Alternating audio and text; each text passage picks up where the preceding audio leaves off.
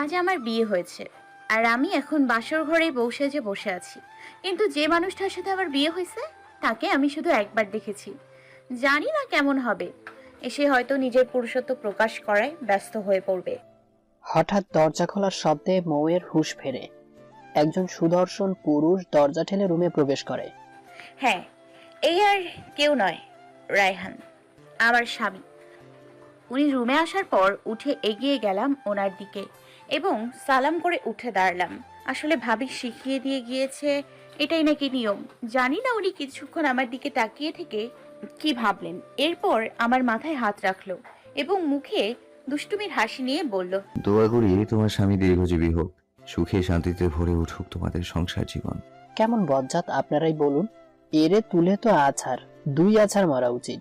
যাও বাবা, এটা কি হলো? কষ্ট করে সালাম করলাম আমি, আর সে দোয়া করলো শুধু নিজের জন্য। হ্যাঁ না, এই বর তো দেখছি সুবিধার না বেশি। বেচারি মনে মনে কথাগুলো ভাবছে আর রাগে ফুলছে। এদিকে রায়হান মৌকে দেখে মিটিমিটি হাসছে। কি ব্যাপার? হ্যাঁ, এইভাবে দাঁড়িয়ে রাত পার করার চিন্তা ভাবনা আছে নাকি? যাও, জলদি ফ্রেশ হয়ে এসো। মৌ কিছু না বলে হালকা মাথা নাড়িয়ে সম্মতি জানিয়ে ওয়াশরুমে গিয়ে ফ্রেশ হয়ে এসে রায়হানকে আর দেখতে পায় না। তাই মৌ আর কোনো কথা না বলে চুপচাপ গিয়ে শুয়ে পড়ে। একটু পর হঠাৎ ফোনের শব্দে মৌয়ের কাঁচা ঘুমটা ভেঙে যায়। হ্যালো, ছাদে আসো তো একটু। এখন এত রাতে? হ্যাঁ, আমি অপেক্ষা করছি। 5 মিনিটের মাঝে না আসলে খুব খারাপ হয়ে যাবে বলে দিচ্ছি। এটুকু বলে ফোন রেখে দেয়। আজব মানুষ, এত রাতে ছাদে যাওয়ার কি দরকার? তার উপর কথায় কোনো রসকস নাই। অসহ্য লোক একটা। মৌ একটা কাঁটা দিয়ে চুলে খোপা করে ছাদে গেল। গিয়ে দেখে রায়হান ছাদের রেলিং ধরে দাঁড়িয়ে আছে। মৌ গিয়ে রায়হানের সাথে দাঁড়ালো। একবার আর চোখে রায়হানকে দেখে চোখ সরিয়ে নিল। এখন দুজন এক ধ্যানে চাঁদের দিকে তাকিয়ে আছে। হঠাৎ রায়হান মৌয়ের চুলের কাঁটা খুলে দিল। এমন আচমকা করায় মৌ রায়হানের দিকে অবাক দৃষ্টিতে তাকিয়ে আছে। রায়হান মৌয়ের তাকানো বুঝতে পেরে বলে, কেউ উঠতে চাইলে তাকে বেঁধে রাখতে হয় না, বুঝলেন মহারানী? মৌ মুচকি হেসে আগের ন্যায় সামনে তাকায়। এদিকে মৌয়ের চুলগুলো বাতাসে দোল খাচ্ছে, আর রায়হান মুগ্ধ নয়নে তা দেখছে। মৌয়ের সাথে চোখাচোখি হওয়ার পর চোখ সরিয়ে নিল। সকল নীরবতা ভেঙে রায়হান বলে ওঠে, চাঁদটাকে আজ একটু বেশি সুন্দর লাগছে, তাই না? কোথায়? একে তো রোজ যেমন দেখি। রায়হান দীর্ঘ নিঃশ্বাস ফেলে হালকা হেসে বলল, সব চাঁদ এক না, আজ প্রথম চাঁদের সামনে আরেক চাঁদকে নিয়ে দাঁড়িয়ে আছি। এভাবে অনেকক্ষণ কথা বলে রুমে এসে ঘুমিয়ে পড়ে। সকালে হালকা পানির ছিটায় রায়হানের ঘুম ভাঙলো। রায়হান চোখ খুলে দেখলো মৌ দাঁড়িয়ে ভীতু চোখে তাকিয়ে আছে তার দিকে। চুল ভেজা, টপ টপ করে পানি পড়ছে, লাল টুকটুকে শাড়ি পরেছে মৌ। রায়হান কিছুক্ষণ অবাক চোখে তাকিয়ে থাকলো। খাট থেকে উঠে মৌয়ের কাছে এগিয়ে গেল, আর মৌ ভয়ে পেছাচ্ছে। রায়হান এগোতে এগোতে মৌকে দেয়ালের সাথে মিশিয়ে ফেললো। এদিকে ভয়ে বেচারির হার্টবিট বেড়ে গেছে। আসলে সরি, আমি বুঝতে পারিনি। রায়হান কিছু না বলে মৌয়ের আরো কাছে গিয়ে ওর কপালে আলতো করে নিজের ঠোঁটের স্পর্শ দিল। মৌ রায়হানের ঠোঁটের স্পর্শ পেয়ে কেঁপে উঠল আর চোখ বন্ধ করে নিল। রায়হান মৌয়ের এমন লজ্জায় লাল হয়ে যাওয়া মুখের দিকে তাকিয়ে আছে কিছুক্ষণ। মুচকি হেসে ওয়াশরুমে চলে যায় ফ্রেশ হতে। মৌ চোখ বুজে কতক্ষণ ছিল তা খেয়াল নেই, তবে রায়হানের ছোঁয়া পেতে মন যেন উতলা হয়ে যাচ্ছে। হঠাৎ দরজার শব্দে ঘোর কাটে, আর আশেপাশে রায়হানকে না দেখতে পেয়ে দীর্ঘ নিঃশ্বাস ফেলে। মাথায় ঘুমটা টেনে দরজা খুললাম। দেখি আমার একমাত্র ননদ এসছে, আমার বরের ছোট বোন। নাম অবশ্য জানি না। আমি আসলে বলেছিল একবার, কিন্তু ভুলে গেছি। শুধু এতটুকু জানি, সম্পর্কে আমার ননদ হয়। শুভ সকাল ভাবি। ভাবি, চলুন আমার সাথে, নাস্তা করবেন, মা অপেক্ষা করছে। শুভ সকাল ননদিনী। কিন্তু আপনার ভাইয়া তো এখনো ফ্রেশ হচ্ছেন, উনি এলে না হয়? ভাবি, এটা কিন্তু একদম ঠিক না।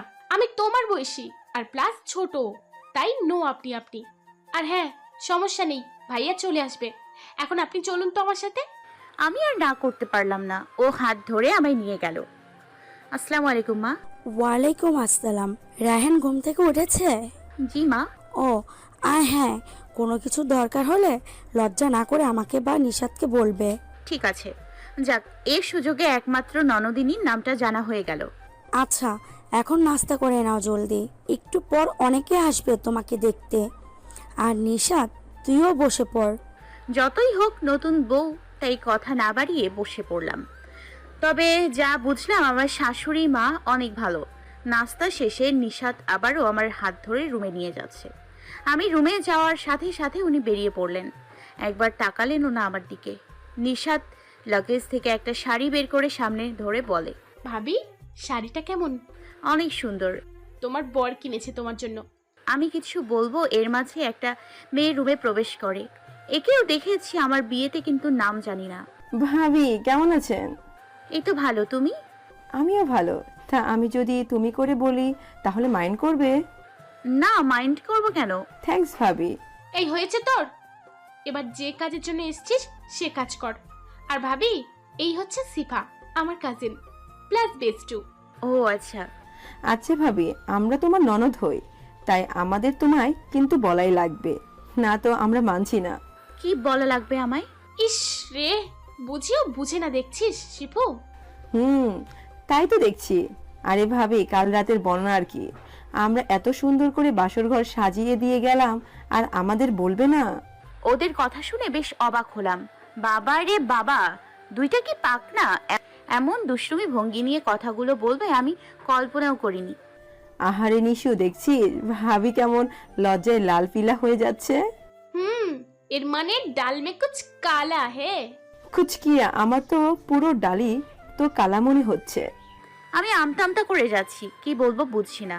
মেয়ে দুটো আচ্ছা দুষ্টু, দেখছে লজ্জা পাচ্ছি, তারপরেও আরো বেশি করে জিজ্ঞেস করে চলেছে। আমি আর কি বলবো, তোমরা আগে বিয়ে করো, এরপর নিজেরাই জেনে যাবে। এই তোরা যা, মা তোদের নিচে ডাকছে। আচ্ছা ভাবি, আমরা একটু পরে এসে তোমায় গয়নাগুলো পরিয়ে দিচ্ছি। বাই। আচ্ছা। নিশাদ এবং শিফা রুম থেকে বেরিয়ে পড়ার সাথে সাথে তিনি দরজা লাগিয়ে দিলেন। এরপর বিছানায় শোয়া হয়ে বললেন, এই মেয়ে, জলদি এদিকে এসো। এই রে, ভালোই ক্ষেপে আছে মনে হচ্ছে। একটু আগ পর্যন্ত তো ভালোই ছিল। উফ, আগে জানতাম নারীর মন বোঝা নাকি কঠিন, এখন তো দেখছি বর জাতির মন বোঝা আরো বেশি কঠিন। রাতে যতটা ভালো ভেবেছি ততটা না। অসহ্য। কি আর করার, গেলাম ওনার কাছে। জি। পা টিপে দাও। কি? হ্যাঁ, বেশি কথা না বলে জলদি করো, এটাই তোমার শাস্তি। শাস্তি? আমি কি করেছি? কি করেছো সেটা আবার জিজ্ঞেস করছো? সকালে আমি তোমায় আদর করলাম, কিন্তু তুমি আমায় করলে না কেন? এইভাবে তাকিয়ে আছো কেন? হ্যাঁ, আহা, আমায় আদর না করে ম্যাডাম কি সুন্দর একা নাস্তা করতে চলে গেলেন। এই তো দেখছি আচ্ছা নির্লজ্জ মানুষ। এর জন্য বলি আমার ননদগুলো কেন এরকম হয়েছে। কি হলো, এখনো এভাবে দাঁড়িয়ে আছো যে? আমাকে আমার ভাগের আদরটা করে দাও, নয়তো আজ সারা দিন তুমি পা টিপে দেবে। কি করব কিছু ভেবে পাচ্ছি না। লোকটা বুঝতে পারছে আমি লজ্জা পাচ্ছি, তারপরেও এভাবে বলছে। রায়হান উঠে এসে মৌয়ের পাশে দাঁড়ালো। থুতনিতে হাত দিয়ে মুখটা উপরে তুলে মৌকে এক নজর দেখে নিল। আজ মৌ লাল আর নীল রঙের মিক্স শাড়ি পরেছে, চুলগুলো খোপা করে রেখেছে, চোখে মোটা করে কাজল লাগানো, হাত ভরা লাল এবং নীল রঙের মিক্স চুড়ি, ঠোঁটে গাঢ় লাল লিপস্টিক, কপালে লাল টিপ, সব মিলিয়ে এ যেন এক হুড়পড়ি। জানো, তোমার এই লজ্জায় লাল হয়ে যাওয়া মুখটা যে আমার খুব প্রিয়। মৌয়ের কানের কাছে গিয়ে ফিসফিসিয়ে বললাম। ও মুচকি হেসে দরজা খুলে চলে যেতে নিলে ওর হাত ধরে নি। আজকে আমি আবার তোমার প্রেমে পড়ে গেলাম বলে মৌকে পেছন থেকে জড়িয়ে ধরলো। এদিকে মৌ কোনো কথা বলতে পারছে না, লজ্জা যেন গ্রাস করে ফেলেছে তাকে। রায়হান এক হাত মৌয়ের পেটে রাখে, আর এক হাত দিয়ে জড়িয়ে ধরে। রায়হানের হাত মৌয়ের পেটে স্লাইড করতে থাকে। মৌ রায়হানের ছোঁয়া পেয়ে শিহরিত হয়ে ওঠে, এক প্রকার পাগল করে দেয় তাকে। রায়হান চোখ বুঝে মৌয়ের চুলে নাক ডুবিয়ে ঘ্রাণ নিতে থাকে। রায়হান মৌকে তার দিকে ফিরিয়ে নেয়, আর রায়হানের চোখ পড়ে মৌয়ের ওই লাল ঠোঁটের ওপরে। নেশাভরা চোখে তাকিয়ে থাকে। মৌ রায়হানের থেকে ছাড়িয়ে চলে যেতে চাইলে রায়হান হাত টেনে ধরে বুকের সাথে লেপ্টে রাখে। মৌ পরম সুখে রায়হানের বুকে মাথা রাখে। রায়হান আস্তে আস্তে মৌয়ের ঠোঁটের দিকে এগিয়ে যায়। মৌ চোখ খিচে বন্ধ করে আছে। রায়হান যখন কিস করতে যাবে তখন নিশাত এবং সিফা বলে ওঠে, এই রে, আমরা কিন্তু কিচ্ছু দেখিনি। নিশাত ও শিফাকে দেখে মৌ লজ্জা পেয়ে তাড়াতাড়ি রায়হানের থেকে দূরে সরে যায়। আমরা কি এবার চোখ খুলতে পারি?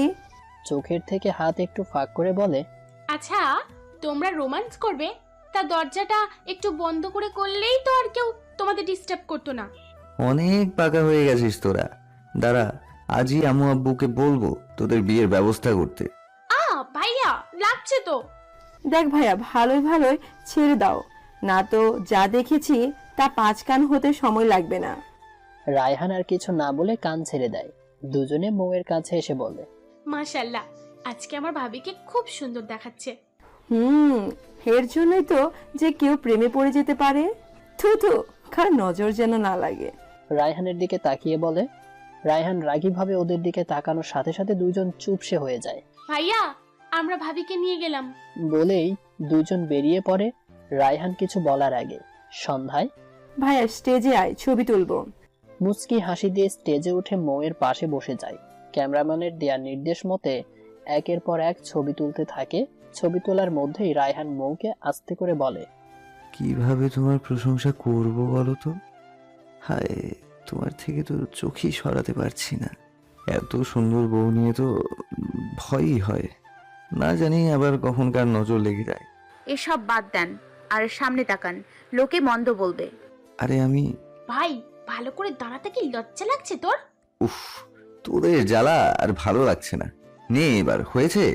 বলে মৌকে পেছন দিয়ে জড়িয়ে ধরে রায়হান। সেই হয়েছে। রিসেপশনের সব গেস্টরা খুব প্রশংসা করে। খুব হাসি খুশিতে মৌ রায়হানের বিয়ের 1 মাস হয়ে যায়। খালা, আপনি মাছটা ভাজুন, আমি দেখে আসি কে আসছে। আসছি। উফ, এই অসময়ে আবার কে এলো? দরজা খুলে মৌয়ের হাত পা যেন ঠান্ডা হয়ে গেছে। ও যেন নিচের চোখে বিশ্বাস করতে পারছে না। কতদিন পর আবারও সেই চিরচেনা মুখ। ও আল্লাহ, কি হয়েছে আমার ছেলের? বলে রায়হানকে জড়িয়ে কেঁদে ওঠে। মা, আমি ঠিক আছি, সামান্য পায়ে একটু ব্যথা পেয়েছি। ভাগ্য ভালো উনি সাথে ছিল, নয়তো কি যে হতো। পাশে দাঁড়িয়ে থাকা ছেলেটিকে উদ্দেশ্য করে বলে, ভাই, আপনি কি তো এবার একটু বেশি বলছেন? আমি শুধুমাত্র আমার কর্তব্য পালন করছি। বলে রায়হানকে সোফায় বসিয়ে দেয়। বৌমা, কি ব্যাপার, এভাবে দাঁড়িয়ে আছো কেন? যাও, কিছু নাস্তার ব্যবস্থা করো। জি। এতক্ষণে মৌ যেন একটা ঘোরের মাঝে ছিল। সবকিছু যেন এলোমেলো লাগছে। সবাইকে চা বিস্কুট দিয়ে এক কোণে দাঁড়িয়ে রইল মৌ। তা বাবা, তোমার নাম কি? শান্ত রহমান।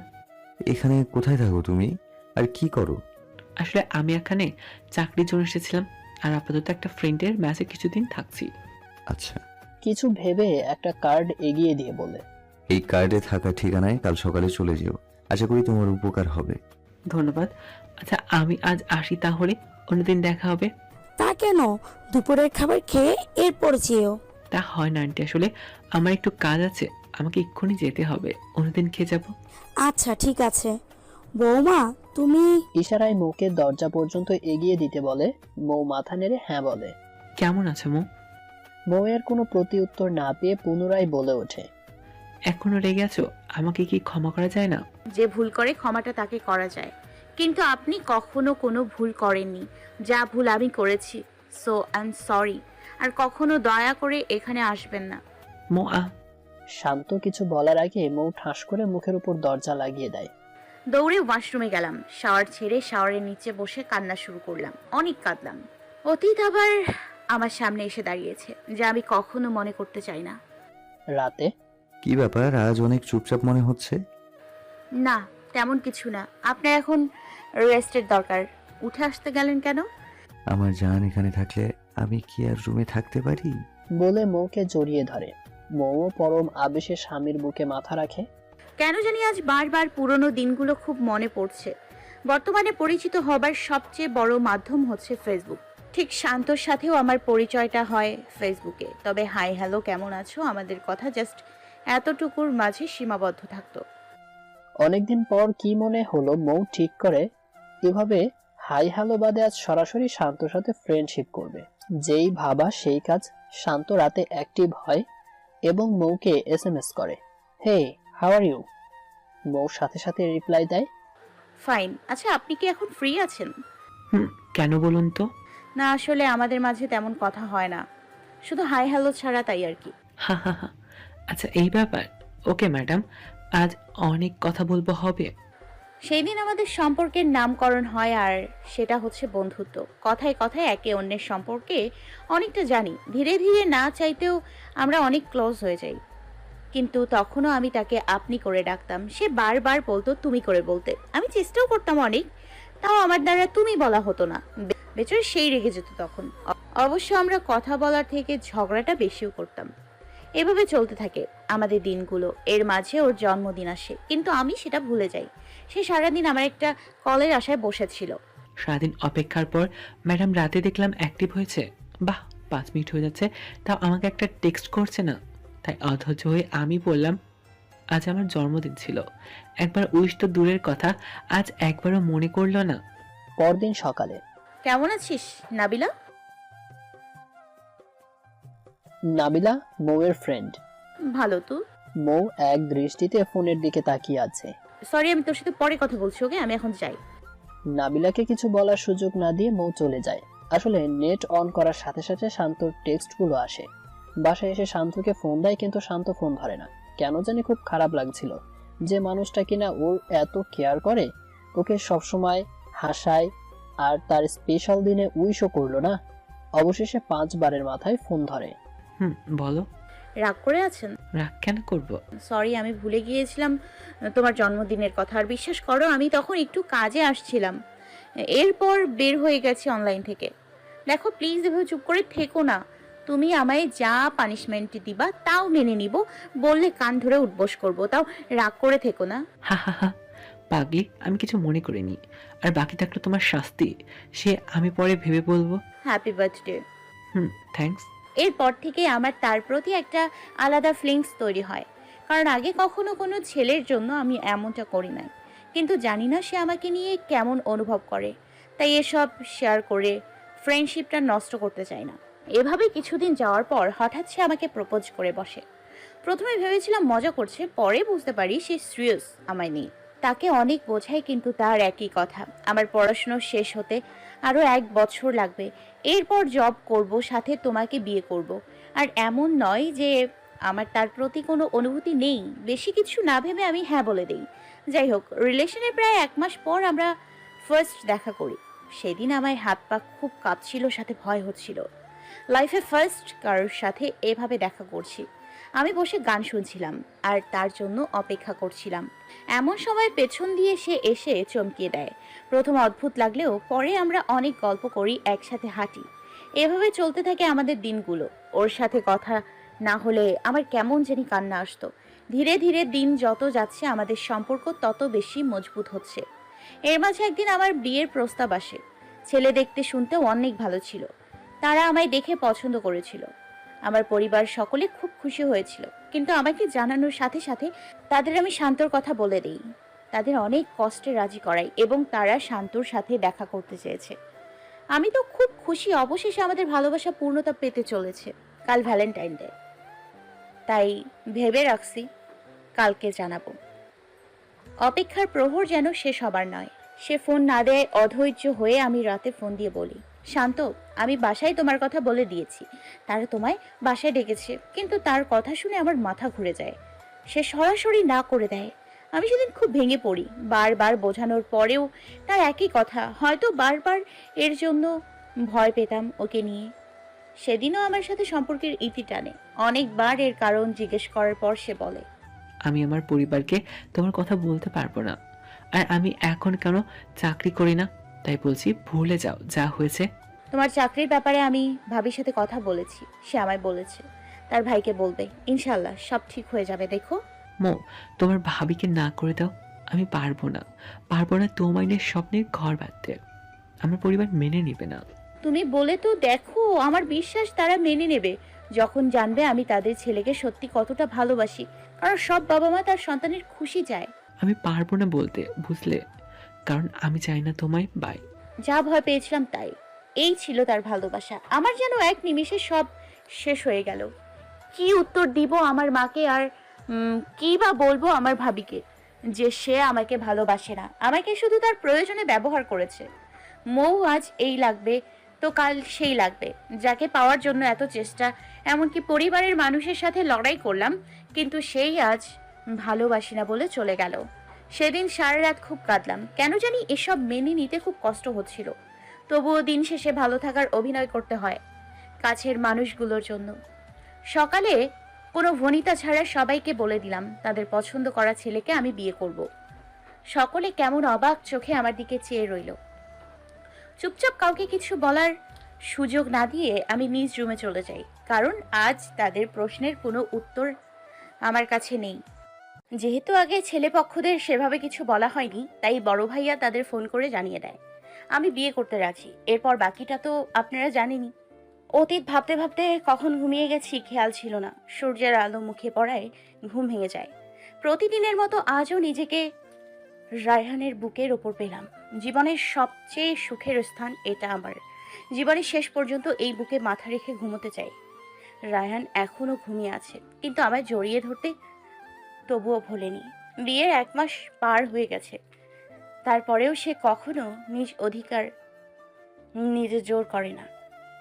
এমন নয় যে উনি শান্তর ব্যাপারে কিছু জানেন না। ওনাকে আমি সব বলেছিলাম, কারণ আমি চাই না আমাদের সম্পর্ক কোনো মিথ্যে কিংবা কিছু গোপনতা থাকুক।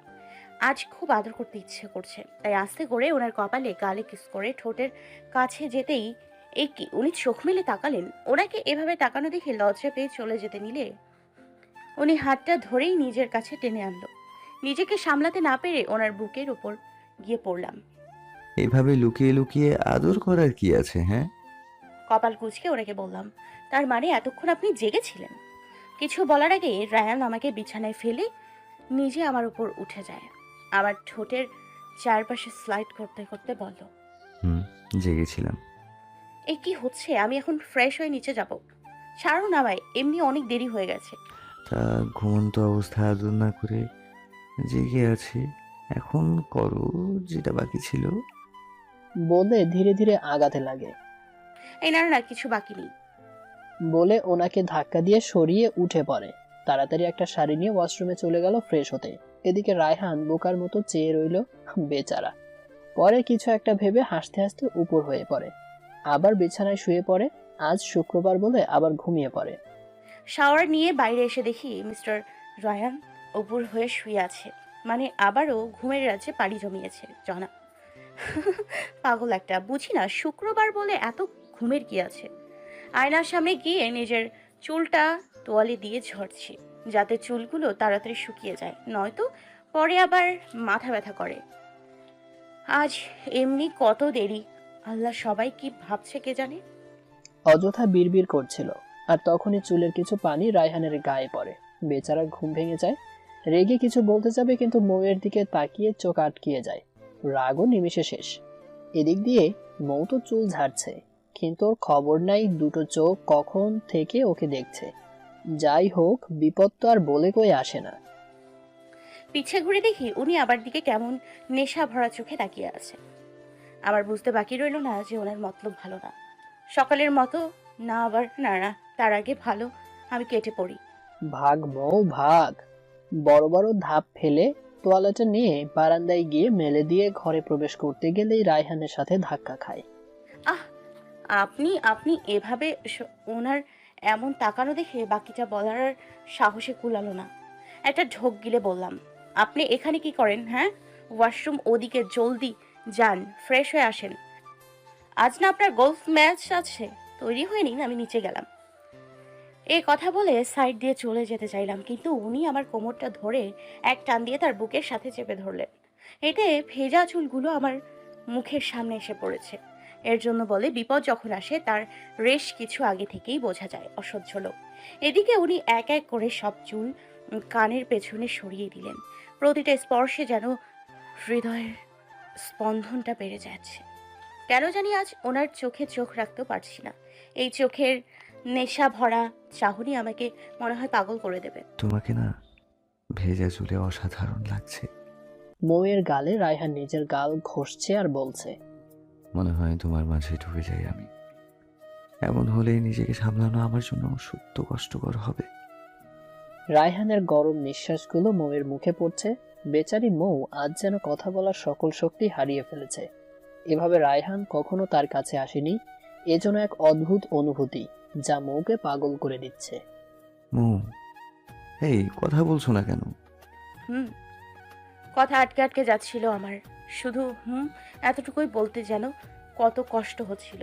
তার ওপর এদিকে উনি আমার ঘাড়ে নিজের নাক ঘষছে। আমি তোমার মাঝে ডুবতে চাই, দিবে আমাকে একটু ডুবতে? আমার অতৃপ্ত মন তোমার ভালোবাসার জন্য ব্যাকুল হয়ে পড়েছে। কি করব আমি? কিভাবে সামলাবো আর নিজেকে? আমি তোমাকে সম্পূর্ণভাবে নিজের করে নিতে চাই। কিভাবে উত্তর দিব কথা যে আটকে আসছে। আমি এবার মাতাল হয়ে যাচ্ছিলাম তার কর্মকাণ্ডে, তাই হুট করে তাকে জড়িয়ে ধরলাম। একটু পর উনি আমার দুগালে সে দু হাতে জাপটে ধরেছিল। হালকা কাঁপছিলাম। আমার কপালে গভীর চুমু খেলেন। হয়তো উনি তার উত্তর পেয়ে গেছেন। মৌ কিছু বলে ওঠার আগেই রায়হান মৌয়ের ঠোঁটকে নিজের ঠোঁটের মধ্যে নিয়ে নিল, আর মৌ রায়হানের টি শার্ট খামচি দিয়ে ধরে ফেলে। রায়হান এক হাতে মৌয়ের কোমর এবং আরেক হাত দিয়ে মৌয়ের চুলগুলো আঁকড়ে ধরে রেখেছে, যাতে মৌ নড়তে না পারে। এভাবে কতক্ষণ ছিল দুজনেরই কোনো খবর ছিল না। আপনাদের এত এক্সাইটমেন্টের কিছু নেই। ওদের রোম্যান্সের মেইন ভিলেন মানে আমাদের নিশাত আর সিফাকে এত জলদি ভুলে গেলে হবে? এদিকে নিশাত অনেকক্ষণ থেকে ডাকছে, কিন্তু কারো সাড়া নেই। আর তা থাকবে বা কিভাবে? ওনারা তো অন্য কাজে ব্যস্ত। নিশাত আর না পেরে নক করা শুরু করে। উফ, এরা কি ঘুম দিছে আল্লাহ! এত শব্দের পরেও কোনো খবর নেই। এই ভাইয়া, ভাবি, তোমরা কি আদৌ বেঁচে আছো? হঠাৎ দরজার নক শুনে মৌ রায়হানকে ধাক্কা দেয়, কিন্তু রায়হান এক পাও নড়ল না, তো আরো শক্ত করে মৌকে চেপে ধরে ঠোঁট থেকে গালে, গাল থেকে গলায় কিস করতে লাগলো। রায়হান যেন আজ নিজের মধ্যে নেই। মৌ রায়হানকে ছাড়াবার বৃথা চেষ্টা করছে, কিন্তু পারছে না বেচারি। আর এদিক দিয়ে দরজার বাইরে নিশাত দরজা নক করছে আর ভাইয়া ভাবি বলে চিল্লাচ্ছে। রায়হান প্লিজ ছাড়ুন, হাত জোর করছি প্লিজ। নিশু দরজা নক করছে, ও চিল্লানিতে বাড়ির সবাই এসে পড়বে, প্লিজ বোঝার চেষ্টা করেন। মৌয়ের কথায় ঘোর কাটে রায়হানের। রাগে বেচারার চোখ মুখ লাল হয়ে গিয়েছে।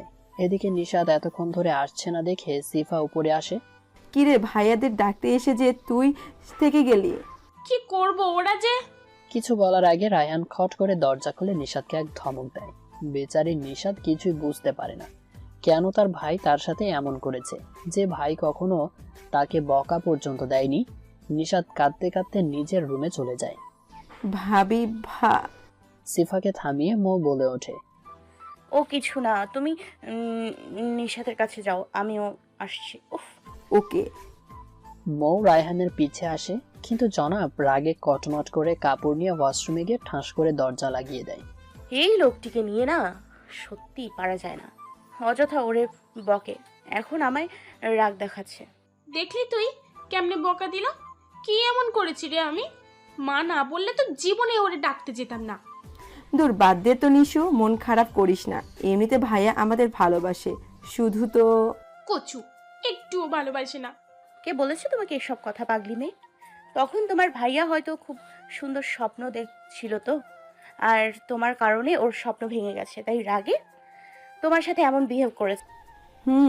ভাবি, আমিও নিশুকে সেটাই বলতে গিয়েছিলাম যে ভাইয়া তার সুন্দর একটা স্বপ্নকে বাস্তবায়ন করছিল, আর আমরা সেই সময় ভিলেন হয়ে সব শেষ করে দিছি। ঠিক বলিনি ভাবি? বলে সিফা চোখ মেরে মৌয়ের ঠোঁটের কোণে লেপ্টে থাকা লিপস্টিক মুছে দেয়। বেচারি মৌ কল্পনাও করেনি যে এভাবে ধরা পড়ে যাবে। না মানে আসলে থাক ভাবি, আর কিছু বলতে হবে না, আমরা সবই বুঝতে পেরেছি। কি বল নিশু? তার বলতে তা ভাবি, আমি বলি কি, তুমি বরং এখন থেকে লিপস্টিক দেওয়াটা ছেড়েই দাও, নাহলে তোমাদের যা অবস্থা দেখছি তাতে কিছুদিনের মধ্যেই আমার ভাইয়ের পেট খারাপ করবে। বলেই খুব জোরে জোরে হাসতে থাকলাম আমি আর সিফা। এদিকে আমি তো লজ্জায় এক প্রকার মারা যাব এমন অবস্থা। ইস, এই মেয়েগুলোর মুখে কিছু আটকায় না। নিশাতের রুমে আর এক মুহূর্ত দাঁড়ালাম না, দৌড়ে বেরিয়ে আসলাম, নয়তো এদের দিয়ে বিশ্বাস নেই কখন কি বলে। আরে ভাবি, কি হলো, চলে যাচ্ছ কেন? ভাইয়া তার স্বপ্ন কতটুকু বাস্তবায়ন করতে পারছে বললে না যে? যা চলে গেল। উফ, আমাদের তো হাসতে হাসতে পেট ব্যথা হয়ে গেল। আচ্ছা ফাজিল মেয়ে দুটো, উফ, সব হয়েছে ওনার জন্য। ড্রয়িং রুমে এসে দেখি আমার শ্বশুর শাশুড়ি সবাইকে কি যেন বলছেন, তাই মাথায় কাপড় দিয়ে এগিয়ে গেলাম। রাতে সিফার হবু শাশুড়ি ফোন দিয়েছিল, আজ নাকি তারা আসবে বিয়ের 3 তারিখ ফাইনাল করতে। ও, আজ কখন আসবে বলেছে? বিকালে আসবে বলেছে। তাই তো তোকে বলছি, আজ অফিসে যাওয়া লাগবে না, তুই বাসার বড় ছেলে, তোর থাকাটা জরুরি। আচ্ছা ঠিক আছে ছোট মা, আমি আজ বাসায় থাকবো। ওই যে এতক্ষণে মহারানীদের সময় হলো আসার। কেন ছোট মা, কোনো দরকার ছিল? হ্যাঁ, কিছুক্ষণ পর সিফার শ্বশুরবাড়ির লোক চলে আসবে, তুই ওকে রেডি হতে সাহায্য করিস। সিফা লজ্জায় চুপচাপ খেতে বসে যায়। বৌমা, তুমি ওদের সাথে নাস্তা করে নিও জলদি, আজ অনেক কাজ। জি মা। বিকেলবেলা সিফার হবু শ্বশুর বাড়ির লোকজন এসে হাজির। মৌ সকলের জন্য নাস্তা রেডি করছে। নীল রঙের শাড়ির সাথে হালকা সাজ, এতেই যেন অনেক সুন্দর লাগছে সিফাকে। নিশাত সিফাকে তৈরি করে ড্রয়িং রুমে নিয়ে আসে। এই তো আসছে আমার বৌমা। বলে সিফাকে জিসানের পাশে বসালো, আর উনিও সিফার সাথেই বসলো। জিসান হচ্ছে সিফার উডবি। ওর পরীক্ষা না থাকলে আরও কত আগেই আমাদের বাড়ি বউ করে নিয়ে যেতাম। সে যাই হোক বিয়াই, আমরা কিন্তু আর দেরি করতে চাই না। সামনে শুক্রবারই বিয়ের দিন ফাইনাল করি, কি বলেন? আপনারা যা ভালো মনে করেন, আমাদের এতে আপত্তি নাই। কি বড় ভাই রায়ান, তোমরা কি বলো? আমাদের আপত্তি নেই। আজ হোক বা কাল হোক, বিয়ে তো দিতেই হবে। বাবার সাথে আমিও একমত। আলহামদুলিল্লাহ, কিন্তু আমার একটা প্রস্তাব আছে আজহার ভাইয়ের কাছে। জি আপা বলেন। আসলে বিয়াই, আমি আর জিসানের বাবা মিলে ভেবেছি আপনাদের প্রস্তাবটা দেব। আসলে কথাটা সাফিনকে নিয়ে। ও হ্যাঁ, সাফিন আসেনি কেন? আর শুনলাম চাকরি করছে নাকি? জি বিয়াই, পড়াশোনা শেষ করে সবে চাকরিতে জয়েন করেছে, বেতনও বেশ ভালোই পাচ্ছে। তাই ওর বিয়ে নিয়ে ভাবছিলাম। কি গো, তুমি কিছু বলো। আহা, এত আমতা করার কি আছে? সোজা কথা, আমরা নিশাত মামনিকে আমাদের ঘরের লক্ষ্মী করে নিয়ে যেতে চাই। তোর এখন কি মত সেটা বল। জি বেয়াই, আমরা আত্মীয়তার সম্পর্কটাকে আরেকটু জোরালো করতে চাচ্ছি। নিশাতকে আমি সাফিনের বউ করতে চাই, যদি আপনারা কোনো আপত্তি না করেন। আজহার চৌধুরী এভাবে হঠাৎ প্রস্তাব দেওয়ায় খুব চিন্তায় পড়ে যায়। সাফিন নিঃসন্দেহে ভালো ছেলে, কিন্তু এক বাসায় দুই মেয়েকে বিয়ে দেওয়া নিয়ে তার ভাবনা। বাবাকে এভাবে চুপ থাকতে দেখে রায়হান বলে, আঙ্কেল, আসলে নিশাতের বিয়ে নিয়ে আমরা কেউ বাসায় ভাবিনি। ও কেবল অনার্সে ভর্তি হয়েছে। সিফার মতো ওর বিয়ে আমরা অনার্স শেষে দিতে চাই। নিশাদ এসব শুনে যেন আকাশ থেকে পড়ল। খুব বিরক্ত লাগছিল তার, কেননা সে এখন বিয়ের জন্য মোটেও প্রস্তুত না। কোথায় বোনের বিয়েতে মজা করবে ভেবে এত শত পরিকল্পনা করলো, কিন্তু এরা সব শেষ করে দেওয়ার উঠে পড়ে লেগেছে।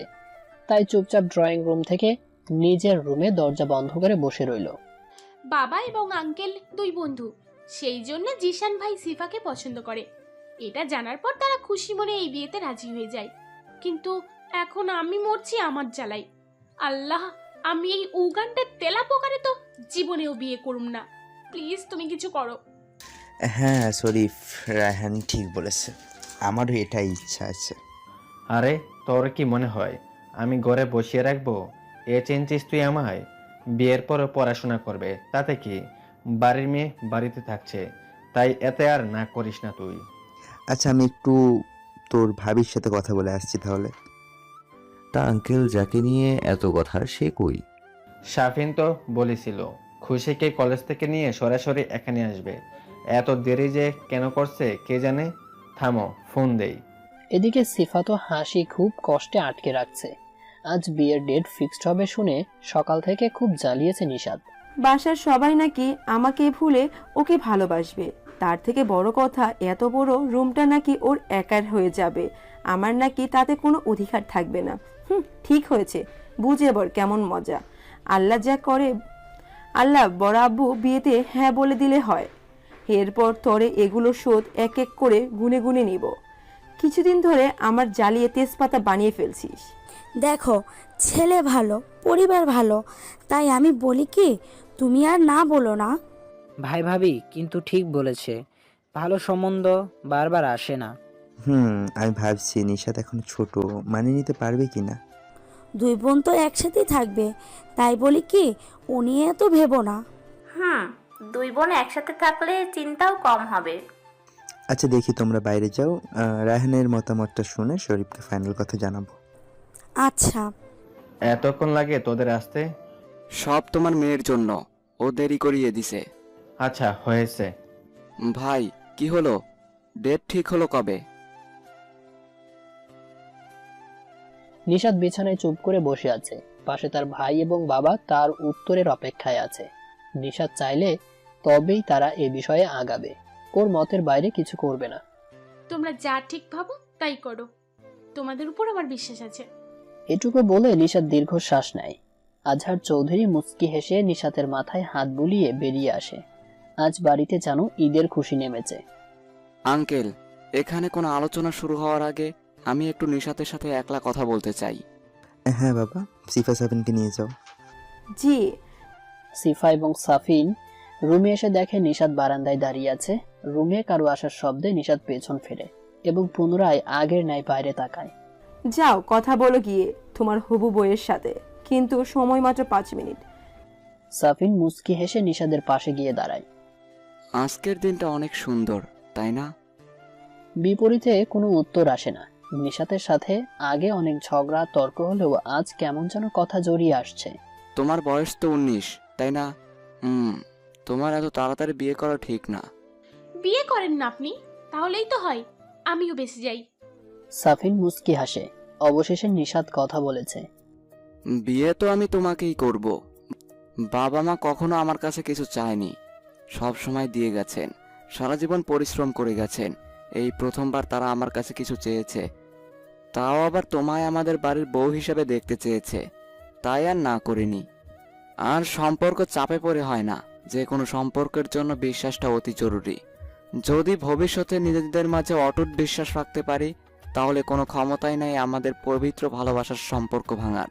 তাই আশা করি তুমি চাপে পড়ে কোনো সিদ্ধান্ত নিচ্ছ না। নিশাত হাঁ হয়ে সাফিনের কথা শুনছে। হঠাৎ সিফার ডাকে হুঁশ আসে আর সাথে সাথে সাফিনের থেকে নিজেকে ছাড়িয়ে নেয়। কি দেবরজি, হলো আপনার? জি, চলেন বাইরে যাই। ড্রয়িং রুমে দুই বন্ধুর কথা কাটাকাটি চলে। দেখ আজু, আমি তো একদিনে আমার বাসায় 2 লক্ষ্মী তুলতে চাই। দিয়ে আমার বাড়ি একদম ফাঁকা করে দেয় না। আহ বাবা, কি হচ্ছে কি এত জলদি? তুমি চুপ করো, বড়দের মাঝে কথা বলতে নেই। সবার মতামত নিয়ে দুই বিয়ে একদিনে করানোর সিদ্ধান্ত নেয়। দেখতে দেখতে চলে এসেছে বিয়ের দিন। 2 দিন আগে থেকেই মানুষের আনাগোনা শুরু হয়েছে। মৌ যেহেতু বাড়ির একমাত্র বউ, তাই একা হাতে তাকে সবটা সামলাতে হচ্ছে। নিঃশ্বাস নেওয়ার মতো সময় যেন পাচ্ছে না সে। মেহমান ভর্তি বাসায় কাজের যেন শেষ নেই। রাতের খাবার শেষে সবাই যে যার মতো ঘুমিয়ে পড়েছে। সারাদিন বিয়ে বিয়ে করে সবাই ক্লান্ত হয়ে গেছে। সব গুছিয়ে নিজ কক্ষে যাচ্ছিল, কিন্তু একটা কণ্ঠ তাকে যেতে বাধা দেয়। তবুও সে না থেমে সামনে এগোতে নিলে মৌ দাঁড়াও প্লিজ, বলে শান্ত মৌয়ের সামনে গিয়ে দাঁড়ায়। প্লিজ যেও না, কিছু কথা বলবো শুধু। মৌয়ের শরীর থরথর করে কাঁপছে। আর যাই হোক, এটা তার শ্বশুর বাড়ি, এভাবে কেউ দেখলে কেলেঙ্কারি হয়ে যাবে। তোমার সাথে কথা বলার কোনো ইচ্ছা নেই আমার। এটাই স্বাভাবিক, তবুও একটু সময় দাও প্লিজ। এটাই লাস্ট, আর কখনো বিরক্ত করব না, প্লিজ।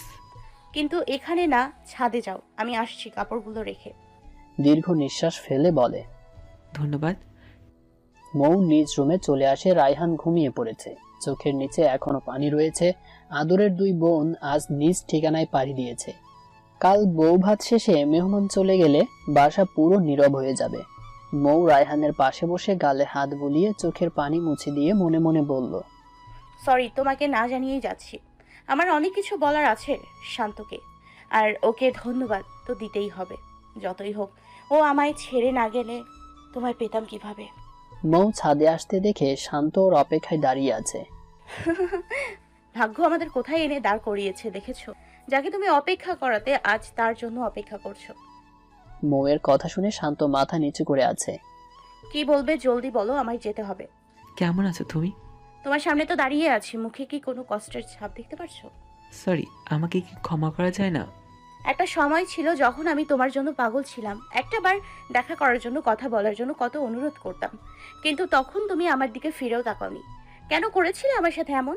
কেন ঠকিয়েছিলে আমায়? কি দোষ ছিল আমার, বলতে পারো? তোমার কোনো প্রশ্নের উত্তর নেই আমার কাছে। আমি জানি আমি তোমার প্রতি অন্যায় করছি, সত্যি সেটা বুঝতে দেরি করে ফেলেছি, যার জন্য আজ তুমি অন্য কারোর।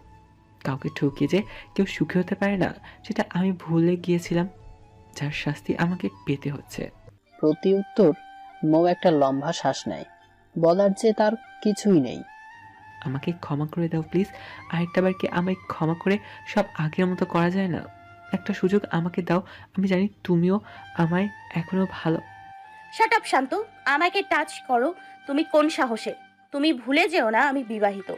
আগের মৌ আর এখনের মৌয়ের মাঝে আকাশ পাতাল ব্যবধান।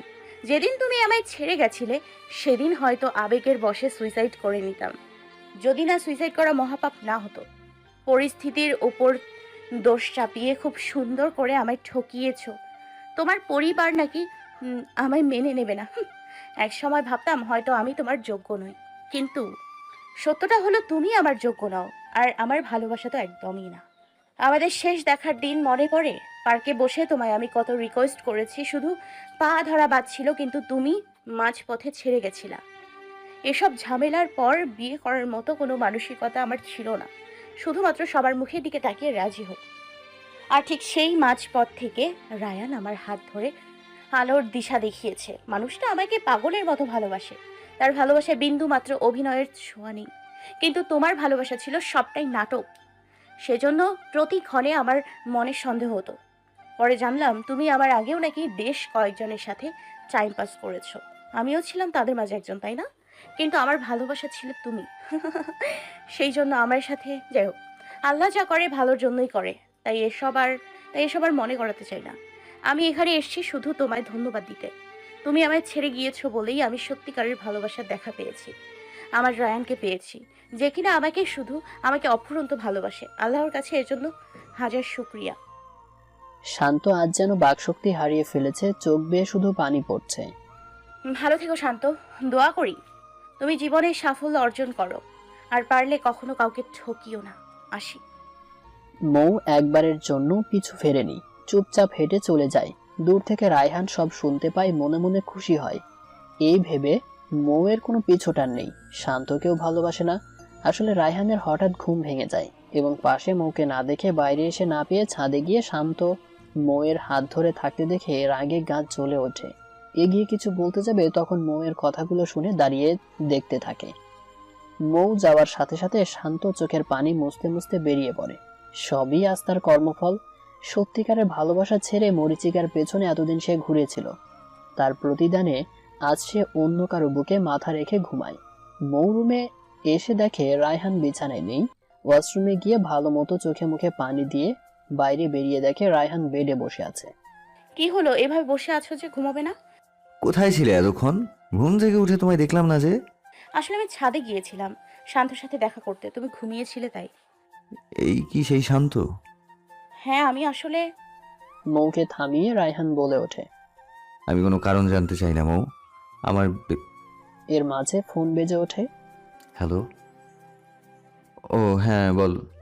আচ্ছা তুই থাক, আমি এখন আসছি। এটুকু বলে ফোন রেখে দেয়। তুমি বিশ্বাস করো আমি তুমি ঘুমিয়ে পড়ো, আমার একটু কাজ আছে, ওখানে যাওয়া লাগবে। বলে চুপচাপ বেরিয়ে গেল। এদিকে মৌ এতবার পিছু ডাকা সত্ত্বেও শুনল না, শুধু ডাকার পর আসতে দেরি হতে পারে বলে চলে গেল। অবশেষে তুমি আমায় ভুল বুঝলে। উফ, কোনো উপায় না দেখে মৌ ফোন করতে শুরু করে, কিন্তু বারবার ফোন কেটে দিচ্ছে। বুঝি না, একটা বার ফোন ধরলে কি এমন মহাভারত অশুদ্ধ হয়ে যাবে? কেটে দিতে পারছে, কিন্তু ফোন ধরে 1 মিনিট কথা বলা যাচ্ছে না। নিজে নিজে কথা বলছে আর রায়হানকে ফোনের পর ফোন দিয়ে যাচ্ছে। এই কি হয়েছে, এতবার ফোন দিচ্ছ কেন? আপনি ধরছেন না তাই। আমি এখন ব্যস্ত আছি, ঘুমিয়ে যাও, পরে কথা হবে, রাখিবে। রাত 1:30। কাঁদতে কাঁদতে মৌয়ের অবস্থা খারাপ। এখনো রায়হান বাসায় আসেনি। টেনশনে যেন মাথায় কাজ করছে না। একটা সময় কাঁদতে কাঁদতে ঘুমিয়ে পড়ে। রাত 2টায় রায়হান বাসায় আসে। রুমে এসে দেখে মৌ নিচে বসে বিছানায় মাথা দিয়ে ঘুমিয়ে আছে। রায়হান এসে মৌয়ের পাশে বসে। আজ খুব কষ্ট দিয়েছি তোমায় না? আর একটু জান, কাল তোমার সব কষ্ট মুছে দেব। মুচকি হেসে মৌকে কোলে করে বিছানায় শুইয়ে নিজেও পাশ ঘেঁষে শুয়ে পড়ে। আজ সকালে রায়হানের আগে ঘুম ভেঙে যায়। মৌয়ের কপালে আলতো করে চুমু খেয়ে ফ্রেশ হতে চলে যায়। একটু পর মৌ ঘুম থেকে উঠে রাতে কান্নার জন্য মাথাটা ব্যথা করছে। রায়হান বেরিয়ে দেখে মৌ মাথায় হাত দিয়ে বসে আছে। দরজা খোলার আওয়াজে পাশে তাকাতেই রায়হানকে দেখে দৌড়ে গিয়ে জড়িয়ে ধরে কাঁদতে কাঁদতে বলে, কোথায় গিয়েছিলে রাতে তুমি? ফোন কেন ধরছিলে না? মৌ, সকাল সকাল কি শুরু করলে বলো তো? তোমায় বলেছিলাম তো যে কাজ ছিল। যাই হোক, ফ্রেশ হয়ে এসো জলদি। সিফা নিশাতের বৌভাতের অনুষ্ঠান আজ, ভুলে গেছো? এমনিতে তোমাদের রেডি হতে অনেক সময় লাগে। বলে চুপচাপ মৌকে নিচ থেকে ছাড়িয়ে নেয়। মৌকে কিছু বলার সুযোগ না দিয়ে বেরিয়ে পড়ে। বৌভাত অনুষ্ঠানে এত মানুষের মাঝে রায়হানের সাথে সেভাবে কথা বলার সুযোগ পেল না। অনুষ্ঠান শেষে বিকেলে সবাই বাসায় আসলো। বাসায় নতুন জামাই আসছে দেখে এটা সেটা রান্না করা শুরু হয়ে গেছে। তোরা ভাইয়ের জন্য এইটুকু করতে পারবি না? করা তো চাই, কিন্তু এতে আমার আর নিশুর কি লাভ? তোরা যা চাইবি তাই দিব, তাও প্লিজ এইটুকু কাজ আমার জন্য করে দে। সত্যি দিবা তো? সত্যি। আচ্ছা, তো আমার আর নিশুর জন্য 2 বক্স চকলেট আইসক্রিম। আর আমার জন্য জলদি একটা ভাতিজি বা ভাতিজা। যদি দিতে পারো তাহলে তোমার কাজটা করব, না তো না। তোরা খুব পেকে গেছিস। বলে দুজনের কান টেনে ধরে। ভাইয়া ভাইয়া লাগছে তো। ঠিক আছে, তোদের কাজ হয়ে যাবে, আগে আমার কাজটা। ফিকার নট ভাইয়া, আমরা যে কাজ হাতে নিই তা কমপ্লিট করেই ছাড়ি। আই এম রাইট জানো? অ্যাবসলিউটলি রাইট জানো। বলে দুই বোন চলে যায়। বোনেদের দেখে মুচকি হেসে বেরিয়ে পড়ে। এদিকে নিশাত সিফা এসে মাদের রাজি করিয়ে মৌকে নিয়ে সন্ধ্যায় বেরিয়ে যায়। শপিং করে রেস্টুরেন্টে আসে ডিনার করবে বলে। মৌ প্রথমে রাজি না হলেও ওদের জোরাজোরিতে চলে আসে। কি হলো ভাবি, খাচ্ছ না কেন? খাচ্ছি তো। এত সময় লাগে আসতে তোর? আরে ওই দিকটাই ভিড় ছিল। থামেন, আমি রাখছি। বলেই ইচ্ছে করে একটা ড্রিঙ্কস মৌয়ের গায়ে ফেলে দেয়। ও সরি ভাবি, বুঝতে পারিনি। আরে না, ঠিক আছে। বলে ঝাড়তে থাকে। কোনো কাজ যদি তোর দ্বারা হয়। আচ্ছা, আমাদের এখানে কোনো রুম ফাঁকা আছে? আচ্ছা ভাবি, চলো একটা রুমে কিছুক্ষণের জন্য দিচ্ছি, তুমি এই শাড়িটা পরে নিও গিয়ে। আর ভাবি, ফ্রেশ হয়ে তাহলে তুমি এখানে এসো, আমরা আর যাচ্ছি না তাহলে। আচ্ছা, আমি আসছি। আমাদের কাজ শেষ, বাকিটা ভাইয়া বুঝে নেবে। বলে দুই বোন হাসতে থাকে। রুমে লাইট নেই? না থাক, আমায় শুধু বলেন ওয়াশরুমটা কোথায়। ওকে, আপনি যান তাহলে। মৌ ওয়াশরুম থেকে বেরিয়ে অবাক চোখে তাকিয়ে আছে। রুমটা সত্যি অনেক সুন্দর করে সাজানো রয়েছে। চারপাশে ছোট ছোট মোমবাতি জ্বালানো, কোনো লাইট জ্বালানো নাই। মোমের আলোতে পুরো রুম ভরে উঠেছে। অনেকগুলো লাভওয়ালা বেলুন মেঝেতে গড়াগড়ি করছে। সাথে রুমটা যেন একটা গোলাপ বাগান। এত গোলাপ, খাটে তো সব গোলাপের পাপড়ি।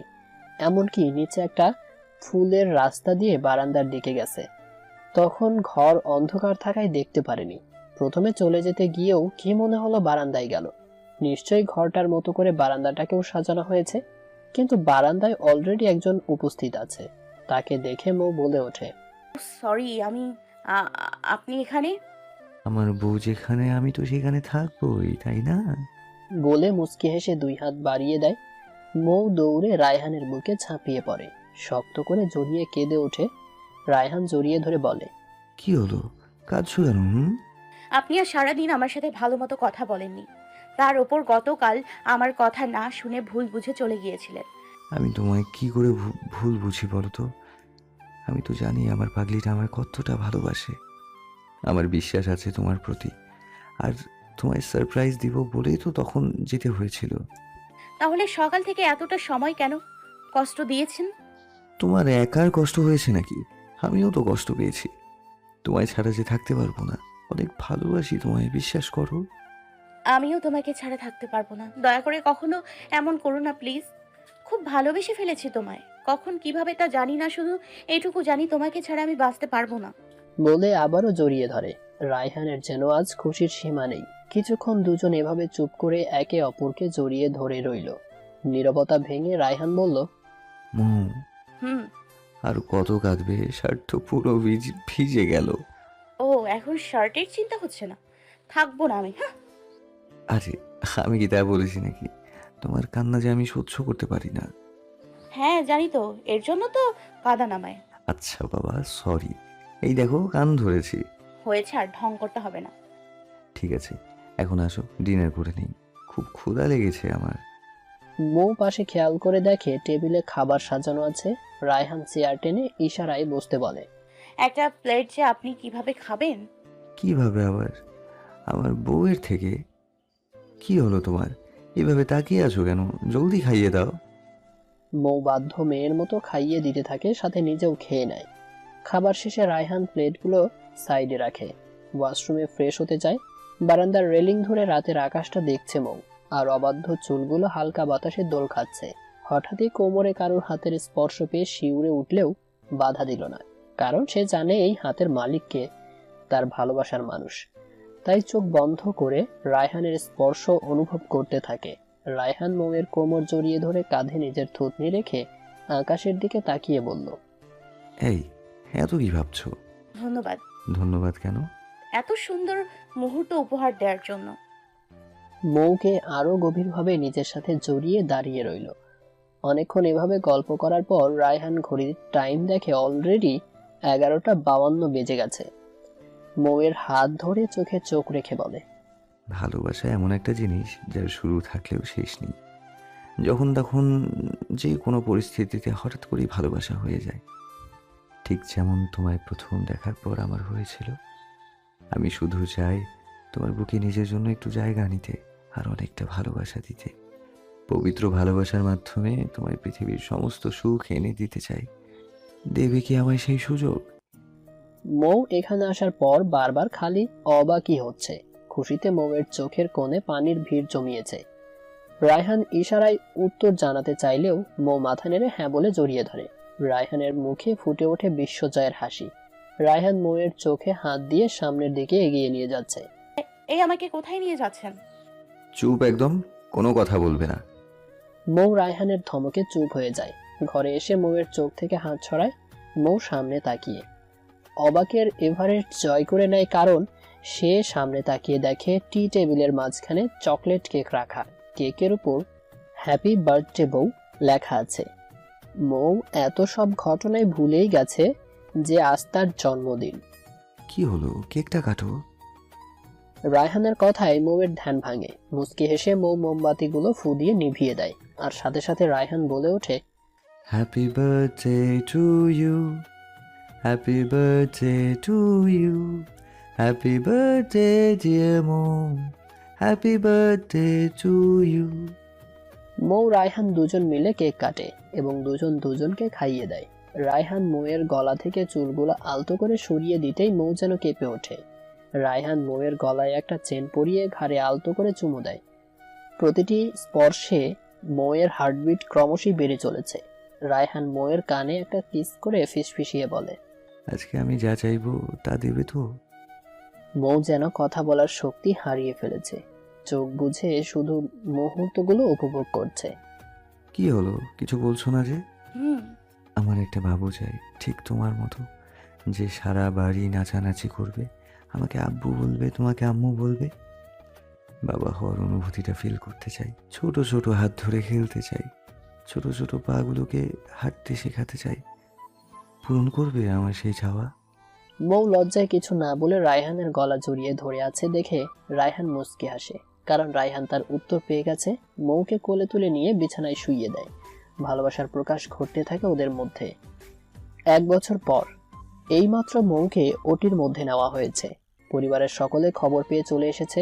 মৌয়ের কান্নার শব্দে যেন রায়হানকে আরো দিশেহারা করে দিচ্ছে। ওটিতে নেওয়ার প্রায় ঘন্টা হতে চলল। রায়হানের সময় যেন যুগের মতো কাটছে।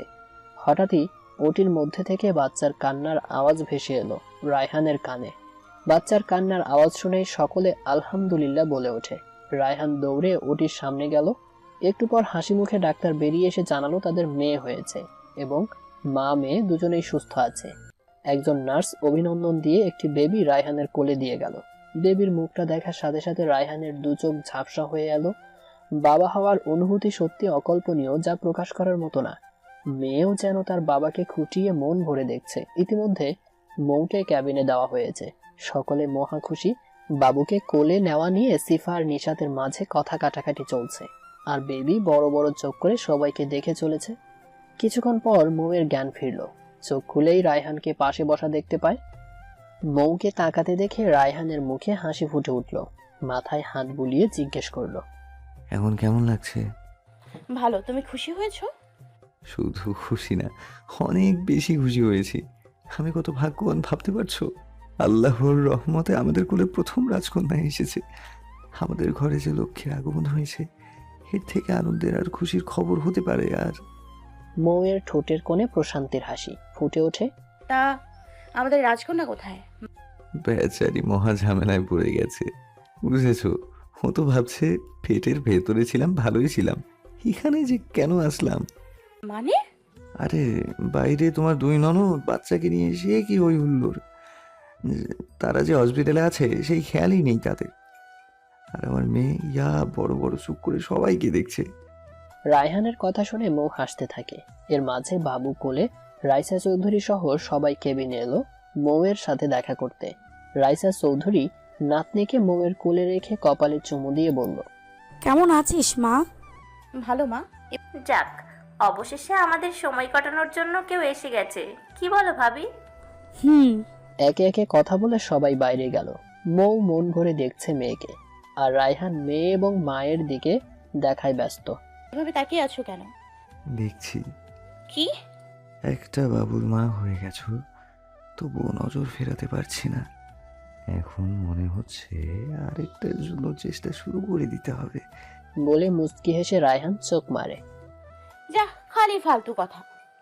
তাদের এই ভালোবাসা সারা জীবন রয়ে যাবে, আর তাদের ভালোবাসার চিহ্ন হয়ে থাকবে তাদের মেয়ে রাইসা চৌধুরী। এভাবেই বেঁচে থাকুক প্রতিটি পবিত্র ভালোবাসার সম্পর্ক।